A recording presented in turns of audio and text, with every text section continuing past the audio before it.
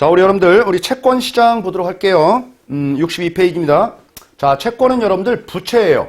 빌려오는 거죠. 주식은 자본금이라고 하면은 채권은 빌려오는 겁니다. 그래서 이제 채권과 관련된 주요 특성을 좀 보시게 되면 여러분들, 채권을 빌려주다 보니까, 우리 채권 이렇게 채권 이제 권면이라고 합니다. 종이 딱지에, 채권 이제 액면 금액이 있어요. 얼마짜리다라고 해서 통상적으로 이제 10,000원 단위로 이렇게 거래가 돼요. 그리고 기간이 있어요. 예를 들어서 2025년 12월 31일까지다 만기가 만기. 그리고 이자율은 또 있겠죠. 이자율 뭐 3.5% 이렇게 채권에 표시되는 그런 내용들이에요. 이해하셨죠, 뭔지? 그래서 우리 5번째 줄에 그런 말이 나옵니다. 이자율, 그리고 금액, 그리고 그 전에 만기 뭐 이런 것들이 이제 표시가 된다라는 거고요. 자, 우리 채권의 특성을 보면 여러분들 채권을 발행할 수 있는 주체는 법률로 정해져 있어요. 아무나 발행하는 거 아니에요. 그래서 사적으로 발행하는 건 사채다라고 하는 건 그건 불법인 거예요. 그렇죠? 법률에서 국가에서 발행한다. 그러면 뭐예요? 국채. 지방자치단체에서 발행한다 그러면 지방채, 뭐 회사에서 발행한다라고 하면은 회사채, 뭐 금융기관이 발행한다라고 하면 금융채, 뭐 카드회사에서 발행한다고 카드채, 은행에서 발행한다 그러면 은행채, 뭐 이렇게 이름 붙이는 거예요. 기관별로 이름 붙이는 겁니다. 그래서 발행할 수 있는 기관은 법률로 정해져 있다. 자, 그런데 여러분들 일반적인 회사, 이제 주식회사를 얘기해요. 주식회사에서는 채권을 발행할 수 있는 거죠, 이렇게. 그런데 주식회사는 또 주식도 발행해요. 주식도 발행하고 채권도 발행하고 주식회사는 다 한다라는 거예요. 근데 주식은 주식회사만 발행하는데 채권은요 다른 데서도 발행을 하더라. 법률로 정해진 기관 내에서. 자, 둘째 보니까 여러분들 우리가 발행할 때는 정부에서 국가에서 발행할 때는 여러분들 반드시 국회의 동의를 얻어야 돼요. 국회 동의가 필요하고요. 그리고 여러분들 한도가 있습니다. 국가에서 발행하면은 한도가 있다. 그쵸? 국가에서 막 채권을 발행하면 여러분들 국가가 디폴트 나면은 큰 문제 생기니까 한도를 설정해 놓습니다.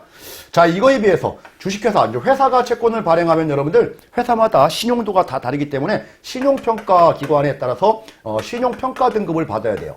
그래서 AA, 뭐 B, 뭐 이렇게 C 이런 등급을 받아야 돼요.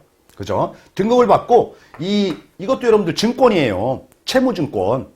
지분증권은 주식이고 이 증권을 발행을 하면은 어디에? 금융위원회에, 금융감독원에 증권 신고서를 제출해야 돼요. 증권 발행합니다라고 해가지고 증권 신고를 해야 돼요. 그죠? 우리 국채는 그런 게 필요 없어요. 근데 회사채는 이런 제한이 있다. 다만 여러분들 회사채에는 한도는 없습니다. 한도는 없어요. 자, 그래서 국채하고 여러분들 회사채가 발행하는 이 절차는 다르다. 라는 거. 혹시 시험 문제가 여러분들 국채를 발행할 때는 신용평가기관의 평가 등급을 받고 증권신고서를 제출해야 된다 그러면 틀려요. 국회의 동의를 얻고 그냥 발행하는 거예요. 국채는. 자, 우리 셋째 보겠습니다. 우리 채권은 여러분들 만기가 있다라고 했으니까 이 만기까지 기다리면 원금 상환받는 거예요. 이해하셨죠? 자, 그런데 만기 전에 채권도 시장이 있습니다. 그래서 시장이 있으니까 만기 전에 언제든지 사고 팔 수 있는 거예요. 돈이 필요하면 팔으면 됩니다. 그래서 여러분들이 채권 투자한다는 얘기는 채권을 사고 판다는 얘기잖아요. 그래서 만기 전에 유통시장이 있기 때문에 언제든지 자유롭게 사고 팔 수 있다. 자, 다음 채권 관련된 주요 용어 해가지고 액면가 10,000원 이런 의미고요. 자, 단가 넘어가도록 하고 표면이율 표시에 나타난 이율 요걸 의미하고요. 자, 잔존만기. 지금 예를 들어가지고 지금 발행 일자가 2020년 1월 1일 날 발행을 한 거고 만기가 2025년 12월 31일이다라고 하면은 지금 여기서 말하는 잔존만기라고 하는 것은 오늘 날짜가 예를 들어서 2020년 7월 뭐 1일이다. 오늘 현재. 그러면은 뭐예요? 잔존만기가 지금 총 몇 년이죠? 이거? 그쵸? 총 6년이잖아요, 6년. 6년이니까 지금 6개월이 지났죠? 그럼 잔존만기는 뭐예요? 5년, 6개월 남았다. 이렇게 잔존 남은 기간. 이게 바로 잔존만기를 의미하는 거고. 자, 만기 수익률이라고 하는 것은 여러분들, 만기까지 보유했을 때의 전체 수익률을 얘기해요. 그러니까 시장 수익률을 얘기하는 거예요. 이거에 비해서 경과이자는요, 경과이자. 자, 이때부터 요때까지 지금 경과된 거죠? 여기에서 발생하는 우리 이자를 우리는 경과이자라고 얘기하는 거예요. 자, 그러니까 우리 여러분들 액면 그 권면에게는 경과이자는 여기 안 나타나겠죠. 그렇죠? 뭐 이런 것들 여러분들 경과이자와 잔존만기 그리고 만기 수익률, 자 이런 것들의 개념을 이해해 두시면 돼요. 이해. 자, 다음으로 여러분들 오른쪽 페이지 가셔가지고 채권과 주식의 차이점 이렇게 나와 있는데요. 표를 통해서 여러분들 좀 기억을 해두셔도 되는데, 자 이렇게 한번 기억해 보자고요. 회사를 설립할 때 여러분들 돈이 필요한데 내 돈도 필요하고 너의 돈도 필요하다라고 보시면 되겠죠. 그렇죠?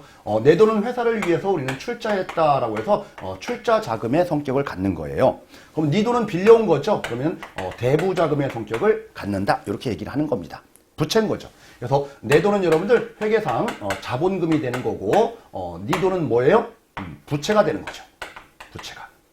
이해하셨죠? 뭐 이렇게 어려운 말은 아닙니다, 여러분들. 자, 그래서 내 돈은 자본금인데 자기 자본이 되는 거예요. 자기 자본. 네 돈은 뭐예요? 타인 자본이 되는 겁니다. 타인 자본. 자, 우리 자본이라는 표현이 공통적으로 써진 거죠.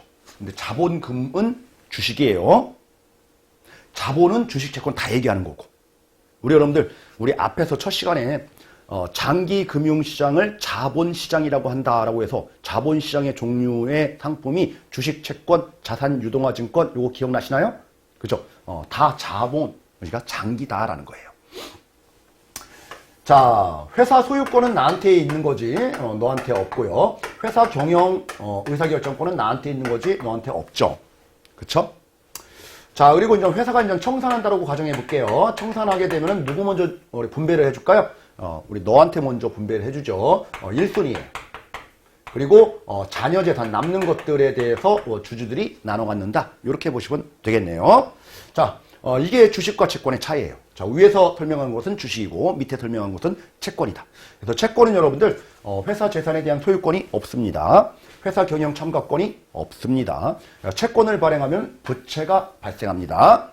그리고 채권자는 청산 시에 주주보다 우선해서 분배를 받습니다. 자, 이런 것들을 정리를 잘 해주시라는 얘기예요. 그래서 뭐 어려운 내용은 아니니까 여러분들 이렇게 봤고요.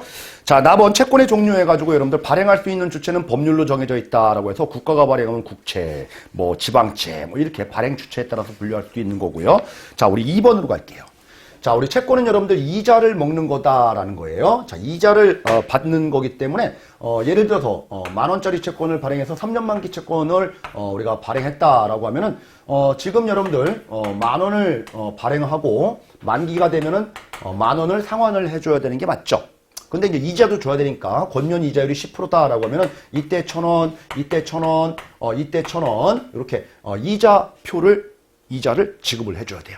이해하셨죠? 그래서 이런 채권들을 우리는 이표채 이렇게 얘기해요. 이자표를 준다. 이표채. 자, 그런데 이렇게 발행하지 않고 여러분들 어차피 3,000원 줄 거 미리 3,000원에 해당되는 부분들을 차감하고 7,000원만 빌려주는 거예요. 그죠? 그리고 만기가 되면은 10,000원 상환 받는 거죠? 이렇게 할 수도 있잖아요. 그러니까 선이자 처리. 요거를 할인 발행했다라고 해서 할인채 이렇게 얘기를 하는 거예요. 할인채.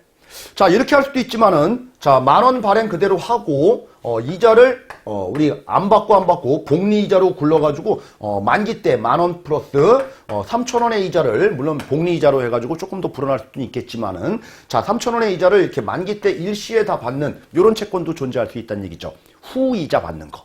자, 이런, 복리이자 받는 채권을 우리는 복리채, 이렇게 얘기를 하는 거예요. 복리채. 그래서 이자를 어떻게 받느냐? 자, 그때 받느냐? 이표채. 할인해서 받느냐? 미리 받느냐? 할인채. 나중에 복리이자 받느냐? 복리채. 그래서 이자 지급 방식에 따른 분류입니다. 그래서 이자 지급 방식에 따른 분류 여러분들, 우리 채권은 이자가 중요한 개념이니까 요 분류만큼은 개념적으로 정확하게 이해하고 계시기 바랍니다. 자, 다음 3번 신용등급에 따른 분류 여러분들, 우리 채권은 여러분들 신용평가 회사는 받으라고 했잖아요. 그래서 A, 뭐 AA, B 뭐 이렇게 신용등급 받은 다음에 채권을 발행하는 거예요. 그래서 만약에 신용등급이 아주 안 좋은 회사인 경우도 채권을 발행할 수 있어요. 자, 이런 채권들을 우리는 정크본드, 쓰레기 채권 뭐 이렇게 얘기하는 거예요. 그래서 신용등급이 안 좋은 회사의 채권은 돈 떼일 가능성이 높겠죠, 여러분들. 엄청 위험해요. 그런 것들은. 그러니까 채권 이자율이 높을까요, 낮을까요? 높아요, 그런 것들은. 리스크 프리미엄이 상당히 붙는다는 얘기죠. 그래서 정크본드도 가능하다. 다음 만기에 따른 분류해가지고 여러분들 통상적으로 만기가 1년 이내의 채권을 단기채, 만기 1년에서 5년까지를 중기채, 그리고 5년 넘는 채권을 장기채 이렇게들 구분을 합니다. 근데 이거 1년, 5년 이런 것까지 여러분들 기억해 두실 필요는 굳이 없어요. 자, 그런데 우리 여러분들 중기채, 거기 두 번째 줄에 중기채라고 하는 것은 1년에서 5년까지의 그런 채권을 말하는데 대표적으로 국고채권, 외국환 평형기금채권, 그리고 회사채 등이 여기에 속한다. 이런 말 나와 있죠? 우리 이거는 기억하자고요. 국고채권, 외국환 평형기금채권을 줄여가지고 여러분들 외평채 이렇게 얘기해요. 외평채. 대부분의 이제 회사채들. 주식회사에서 발행하는 것들. 자, 이런 것들이 바로 중기채의 대표적인 것들이에요. 우리가 장기채에 해당되는 것은 여러분들, 우리가 국민주택채권. 주택이니까 장기적인 성격을 갖겠죠. 그리고, 도시철도채권. 철도니까 이것도 뭐 장기적인 냄새가 좀 날 거예요. 그렇죠? 그리고 이제 단기채의 대표적인 게 이제 통화안정증권이라는 게 있어요. 통화안정증권. 말은 증권이라고 하지만, 줄여가지고 우리는 통안채 이렇게들 얘기합니다. 통안채. 자, 그래서 시험 문제가 여러분들 이렇게 또 나온 적이 있어요. 다음 중 중기채에 해당하는 것은 1번 통화안정증권, 자 2번 외국환 평형기금채권, 자 3번 국민주택채권, 4번 도시철도채권 이렇게 이제 시험 문제가 몇 번 나왔습니다. 그래서 외국환 평형기금채권 요거 하나만큼이라도 여러분들 중기채에 해당된다. 외평채. 왜 이런 문제를 출제해서 그렇죠? 그래서 요거는 좀 기억을 해두실 필요가 있을 것 같아요. 자, 다음 5번 넘어가도록 하고요. 자, 6번 기타 분류해서 여러분들 후순위 채권 요거는 하나 정도를 기억하자고요. 자, 후순위채예요. 후순위채. 우리 채권은 채권인데 여러분들 뒤에 있는 채권이다라는 거예요. 어디 무슨 뒤냐라는 거예요. 자, 우리 회사 청산하게 되면 여러분들 자산을 돈 투자한 것을 돌려주죠. 이걸 배분이라고 얘기해요. 배분할 때 누구 먼저 돌려준다고 했어요? 채권자 먼저 돌려준다라고 했어요. 그러면 채권자도 여러분들 일반적인 채권자가 있고요. 그리고 후순위 채권자가 있다는 얘기예요. 후순위 채권자. 이해하셨나요? 그러면 일반적인 채권자한테 먼저 배분해주고 그 다음에 2순위로 후순위 채권자한테 분배를 해줘라 그 말이에요. 이게 후순위채라는 게. 자, 그리고 이제 3순위는 누굴까요? 3순위는 주주들이겠죠. 주식. 그쵸? 그래서 여러분들 후순위채는 뭐라고 얘기하는 거예요? 재산 배분에 있어서 일반적인 채권과 주식의 중간에 있는 채권을 얘기한다. 이렇게 얘기하는 거예요. 채권은 채권이기 때문에 주식보다는 먼저는 맞으니까 그런 거예요. 이해하셨죠? 그래서 후순위채는 변제순위에 의해서 주식 채권의 후순위 다름 틀려요. 채권보다는 선순위, 주식보다는 선순위예요. 채권이기 때문에. 자, 다음 여러분들 7번의 합성채권. 이 합성채권이 여러분들 채권에서 가장 어려운 부분에 이제 속하는 영역인데, 자, 어떤 거냐면은 채권은 채권인데 합성, 뭔가의 결합이란 얘기예요. 즉, 채권하고 결합할 만한 게 뭐가 있을까? 주식의 성격도 일부 가미되어 있다라고 보시면 되는 거죠. 자, 뭐냐면 여러분들, 우리 처음에 A 회사가 채권을 발행해요. 채권을 발행해요. 일반 채권을. 자, 채권을 발행하는데 이제 만기가 되면은 상환해줘야 돼요. 근데 상환하는 대신에 A 회사 주식으로 바꿔줄 수가 있어요. 이 상환하는 대신에. 자, 이런 채권을 우리는 채권자의 지위에서 주주의 지위로 바뀌는 거죠. 어디? A 회사에, 같은 발행한 회사에. 그쵸? 이런 채권을 우리는 전환사채 이렇게 얘기해요. 전환사채. 즉, 이 권리가 전환권이 부여된 거예요. 이해됐나요, 뭔지? 자, 또 하나는 여러분들, 채권을 발행하는데, A 회사가 채권을 발행하는데, 상환하는 조건으로, A 회사 주식으로 상환하는 게 아니고요. A 회사도 여러분들, 다른 회사의 주식들을 가지고 있을 수가 있잖아요. 그쵸? 예를 들어가지고, C 회사의 주식. 이 주식으로 바꿔주는 거예요. 현금으로 상환하는 게 아니고. 자, 이런 우리 사채를 교환사채 이렇게 얘기해요. 교환사채. 자, 그러면 전환사채하고 교환사채의 공통점과 차이점을 한번 보도록 하겠습니다. 자, 이런 여기서 전환권, 교환권이라고 하는데 이런 권리를 행사하면은 채권이 없어지죠. 채권이 없어진다. 자, 그리고 주식 주주의 지위를 갖는다. 맞죠? 자, 그런데 이럴 때 추가적으로 주식을 사는 거다 아니면 상환하는 걸로 바꿔주는 거다. 바꿔주는 거다. 결국 뭐예요? 돈을 내야 된다? 돈을 내지 않아도 된다? 자금 부담이 없다라는 거예요. 돈을 안 내도 상환하는 쪽으로 바꿔주는 거예요. 이게 이제 공통점인 거죠. 자, 근데 차이점은 뭐죠? 차이점은 A회사, 즉 발행회사의 주식으로 바꿔주느냐, 발행회사가 보유한 타회사 주식으로 바꿔주느냐, 이게 차이예요. 그러면 A회사, 발행회사의 주식은 여러분들 자본금이라고 합니다. 자본금이 증가하는 것은 전환사채인 거죠. 여기는요, 교환사채는 이 자본금이 증가해요? A회사 가? C회사 거지 A회사 건 아니잖아요. 증가하지 않는다, 자본금이. 요게 차이다라는 거예요. 이해하셨죠, 뭔지? 자본금은 주식을 얘기하는 거니까. 자, 다음 여러분들, 우리 채권을 발행하는데 이 채권에 어떤 거를 주냐면은 신주 인수권이라는 권리까지도 함께 부여해서 발행을 해주는 거예요. 자, 그러면은 이 채권은 여러분들 만기가 되면은 상환하면 상환. 근데 요 신주 인수권은 회사가 만약에 신주를 발행한다라고 하면은 이거를 살 수 있어요. 인수할 수 있는 권리. 인수할 수 있는 권리. 자, 그러면 회사가 이제 신주를 발행했네요. 그러면 사는 거예요. 사니까 돈을 내야 되겠죠. 그래서 돈을 내요, 이거는. 돈을 내고 사요. 사면은 어디 회사 거 사는 거죠? A회사 주식을 사는 거예요. A회사 주식. 이해됐죠? 이게 바로 신주인수권부 사채, 이렇게 얘기하는 거예요. 신주인수권부 사채는 여러분들, 그러니까 이 신주인수권을 행사하면은 사채권이 없어지나요? 아니죠. 신주인수권이 없어지는 거지 사채권은 그대로 있는 거예요. 사채권은 존속한다. 그러면서 주주의 지위도 갖는다, 이거죠. 어디 주주의 지위예요? A회사 주주의 지위, 즉 자본금이 증가한다. 증가한다. 자, 그러면 여러분들 이런 것들의 지금 공통점, 차이점들이 쭉 정리가 되겠죠? 정리가 될 거예요. 자, 자금 부담이 있는 거는 신주인수권부 사채 하나밖에 없고요. 그렇죠? 그리고 자본금이 증가하는 것은 전환사채와 신주인수권부 사채고요. 그리고 사채권이 사라지는 것은 전환사채, 교환사채, 신주인수권부 사채는 사채권은 그대로 존속한다. 그리고 지금 우리나라에서는 여러분들 요 신주인수권만 별도로 분리해가지고 요거 따로 판매가 가능해요. 개별적으로 거래도 돼요. 이게 묶어가지고 신주인수권부 사채로 거래할 수도 있고 신주인수권만 별도로 분리해가지고 거래할 수도 있고 이런 제도들이 바로 합성채권이다라는 겁니다. 합성채권. 상당히 여러분들 이해하는 데는 지금 설명드린 거 가지고 이해하는 데는 쉽게 이해가 되시지만은 실제 시험장 가셔가지고 이런 문제가 나왔을 때 막 섞어서 지문이 나오다 보면은 혼란스러울 수가 있어요. 그래서 요거는 좀 이해를 하셨다라고 하면은 시험 보기 전에 반드시 다시 한번 꼼꼼하게 체크를 하시고 어떤 게 전환사채지, 어떤 게 교환사채지, 어떤 게 신주인수권부 사채지 라고 정리를 해두셔야만 되는 겁니다. 자, 우리 66페이지 여러분들 나번 신주인수권부 사채에서 마지막 줄 따로 거래가 가능하다 이런 말 나와 있죠. 자, 우리 다번 교환사채와 관련된 부분 보도록 하겠습니다. 교환사채에서 우리 세 번째 줄 보겠습니다. 따라서 교환권을 행사한 경우에는 추가적인 자금 부담이 없다는 점에서 신주인수권부 사채와 다르다. 교환권을 행사한 후에 추가적인 자금 부담이 없다는 점에서 신주인수권부 사채와는 다르다.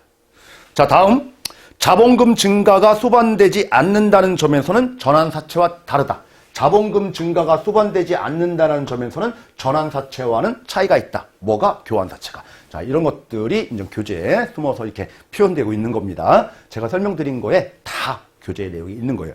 자, 이 내용들이 여러분들 우측 페이지 전환사채, 신주인수권부 사채, 교환사채 비교하는 표로 쫙 정리가 되어 있네요. 이 표 반드시 기억을 해주시기 바랍니다. 자, 다음 이제 채권시장 보도록 하겠습니다. 자, 1차 시장이라고 하는 채권을 발행하는 거죠. 여러분들 채권은 매일매일 발행할까요? 아니죠. 돈 필요할 때 발행하겠죠. 그래서 뜨문뜨문 발행한다라고 해가지고 이 발행시장을 이렇게도 얘기해요. 간헐적 시장이다. 가끔씩 형성되는 시장이다. 뭐 이렇게도 얘기해요. 그래서 1차 시장이다. 뭐 이렇게 발행시장 이렇게 보시는 거예요. 그래서 예전에 시험 문제가 간헐적으로 발행한다. 간헐적 시장이다. 뭐 이런 표현이 나왔어요. 그래서 우리 교재에는 그런 말이 잘 없는데 이런 표현이 나왔다는 얘기예요. 그래서 발행을 매일 하는 건 아니니까, 그죠? 매일 채권을 찍어내는 건 아니니까 간헐적 시장이다. 이렇게도 얘기하는 거고요. 자, 다음 유통시장. 이제 발행되면은 그 다음에 이제 거래가 되겠죠, 여러분들. 만기가 있지만 유통시장을 통해서 거래할 수 있다라고 했으니까, 자, 유통시장이 있다라는 거예요. 근데 여러분들 채권시장은 여러분들 특징이 개인보다는 기관 중심으로 많이 이루어져요. 왜냐면은 회사가 이제 돈이 필요한데 뭐 1, 200만 원이 필요한 게 아니잖아요. 몇억, 몇십억, 몇 조 이렇게 필요하다 보니까 돈이 있는 기관들끼리 이렇게 돈을 빌리는 거래들이 많이 일어나다 보니까 기관 중심으로 많이 일어나게 됩니다. 그래서 이제 회사 입장에서 채권을 우리가 발행할 때 이 기관들하고 우리 이제 만나가지고 미팅하면서 몇 프로로 빌려줄게요. 뭐 이런 것들 협의를 하겠죠. 그렇죠? 그러다 보니까 표준화가 잘 안 돼 있어요. 표준화가. 그래서 비표준화. 그리고 여러분들 뭐 경쟁을 하면서 우리가 우리 주식시장은 여러분들 가격 우선의 원칙, 시간 우선의 원칙에 따라서 막 시간 싸움, 가격 싸움을 하고 있죠. 서로 간의 경쟁이 치열한 거예요. 자, 그거에 비해서 이건 흥정시장이에요. 흥정시장. 자, 그런 시장들을 우리는 상대 매매 방식이다 이렇게 얘기해요.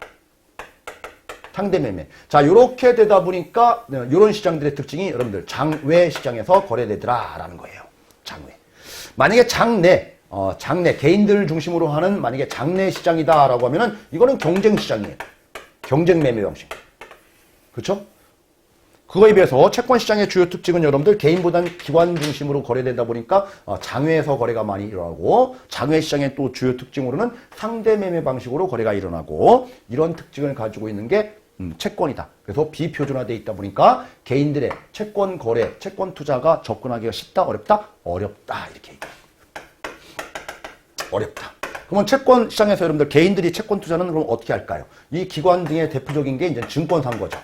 증권사가 우리 회사의 채권들을 다 인수해 버린단 말이에요. 기관들이. 그러면 개인들은 여러분들 우리 증권사 찾아가가지고 채권을 산다라는 거죠.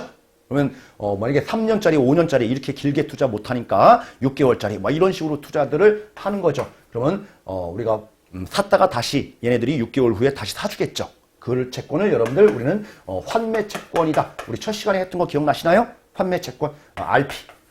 그래서 개인들의 채권 투자 방식은 이게 환매 채권 방식으로 많이 이루어진다. 이렇게 얘기를 하는 거죠.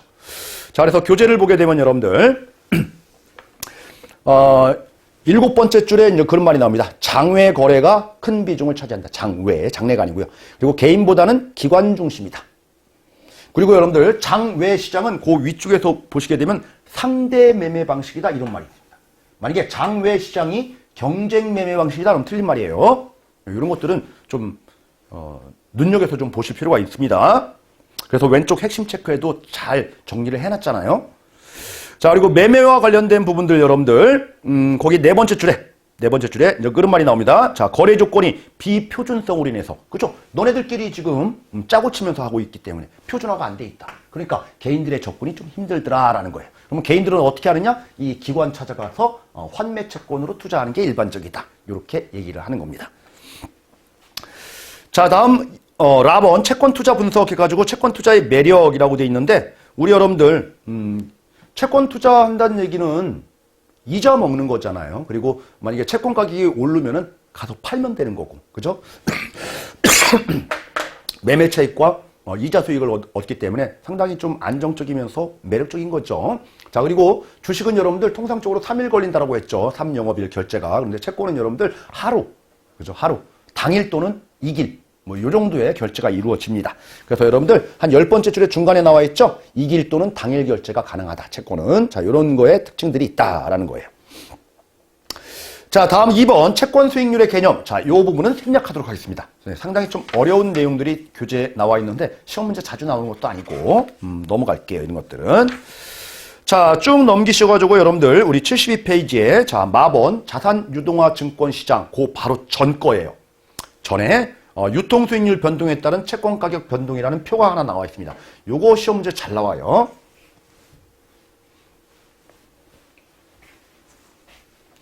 자, 첫 번째 1번 보니까 채권 가격은 유통 수익률에 반비례한다라고 되어 있습니다. 뭐든지 간에 여러분들 가격과 수익률, 금리, 이자율, 율자 들어가는 거 있죠? 몇 퍼센테이지, 뭐, 퍼센트. 자, 이거와의 관계는, 항상 여러분들 둘 간의 관계는, 반비례 관계예요. 같은 방향으로 안 움직여요. 그래서, 이자율이 오르면, 채권 수익률이 오르면 가격은 떨어져요. 반대 움직임도 그렇고. 이해했죠? 그래서 여러분들, 금리가 오르면은 부동산 가격, 주식 가격, 채권 가격, 모든 가격은 떨어져요. 그래서 금리가 떨어져야지만이 인하돼야지 가격은 다 오르는 거예요. 왜 그러냐면 여러분들 가격, 프라이스라는 건 가격은 여러분들 미래 현금 흐름, 캐시플로우들을 현재 가치로 할인한 합의예요. 그러니까 내 몸값이 얼마냐, 내 부동산 값이 얼마냐, 이 현재 가격을 매길 때는 여러분들 이 물건이 장래에 어느 정도 효용을 나한테 줄 거냐를 지금 현재 가치로 만든 거예요. 이게 지금 현재 값이란 얘기죠. 그래서 미래에 이 정도의 이자도 받을 수 있을 것 같고 그리고 만기에 이 정도 돌려받을 수 있을 것 같아. 근데 기간이 미래잖아요. 미래를 지금 현재 가격으로 환산하려다 보니까 할인한 거예요. 이렇게 할인. 그러니까 이 율이 오르게 되면은 가격은 떨어지게 돼 있는 거죠. 뭐든지 그래요. 뭐든지. 그래서 여러분들 비례한다 그러면 틀려요. 반비례한다. 이렇게 기억을 해두시기 바랍니다. 반비례한다. 반비례한다. 자, 두 번째 여러분들, 채권의 잔존 만기가 길수록 유통수익률 변동에 따른 채권 가격 변동률은 높아진다라고 되어 있습니다. 두 번째. 자, 우리 변동률이 높아진다. 이 변동이 높아진다 이렇게 되어 있습니다.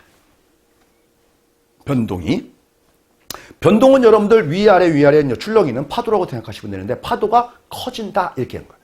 자, 변동을 다른 말로 하면 여러분들 위험이에요. 위험이 더 커진다. 높아진다.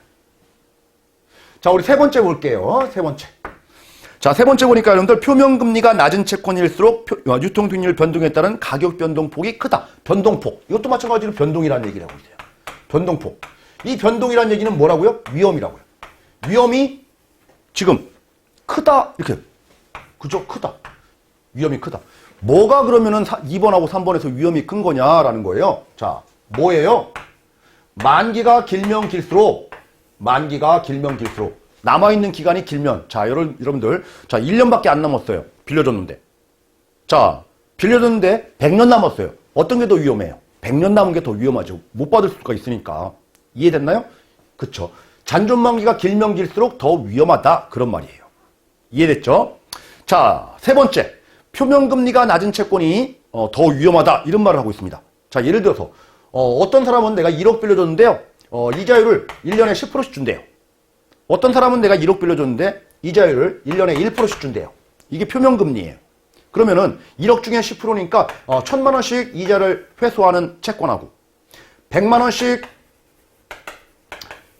1년에 회수하는 채권하고 자, 1억 빌려줬는데 1년에 1,000만 원씩 들어와요. 이 채권이 더 안정적인가요? 아니면 1억 빌려줬는데 100만 원씩밖에 안 들어와요. 이게 더 안정적인가요? 그렇죠? 빨리빨리 회수하는 게 더 안정적인 거죠. 높게 주기로 한 채권이 더 안정적인 거예요. 그래서 표면금리가 낮은 채권이 더 위험하다 그런 말이에요. 이해하셨죠, 여러분들? 자, 표면금리가 낮은 채권이 더 위험하다. 낮은 채권이.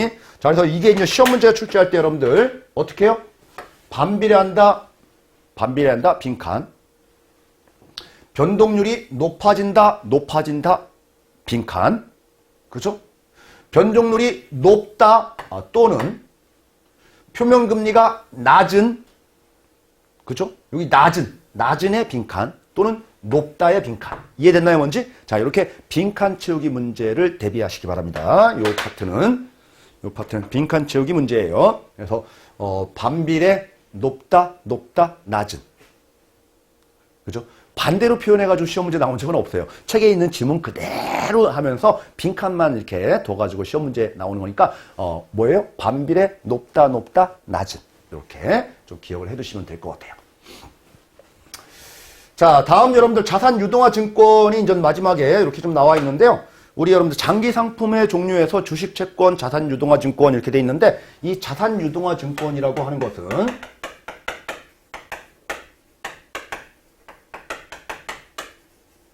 영어로 하면은 여러분들 ABS 이렇게 얘기해요.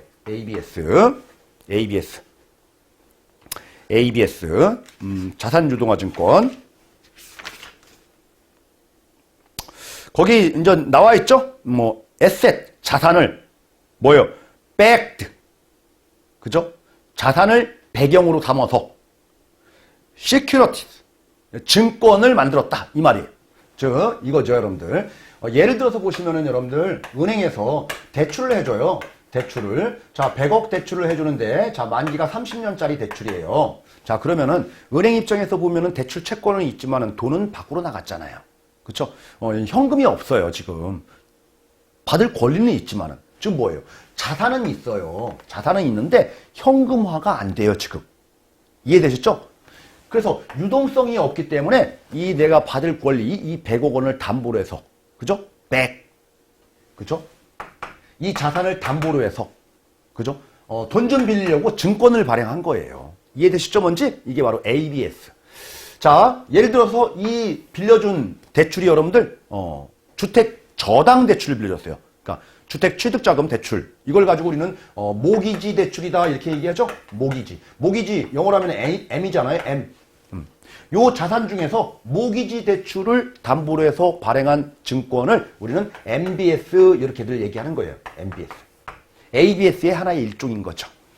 자, 어쨌든 간에 이런 것들이 바로 자산 유동화 증권이다라는 거예요. 자산 유동화 증권이니까 이 자산은 여러분들 유동성이 높은 자산을 기초로 할까요? 유동성이 낮은 자산을 기초로 할까요? 그렇죠. 유동성이 낮은 자산을 유동화시키려고 발행하는 증권이 바로 자산 유동화 증권이다라는 겁니다. 그래서 쭉 내려오셔가지고 두 번째 단락에 첫 번째 줄에 유동성이 낮은 자산을 기초로 발행되는 증권이다라는 거예요.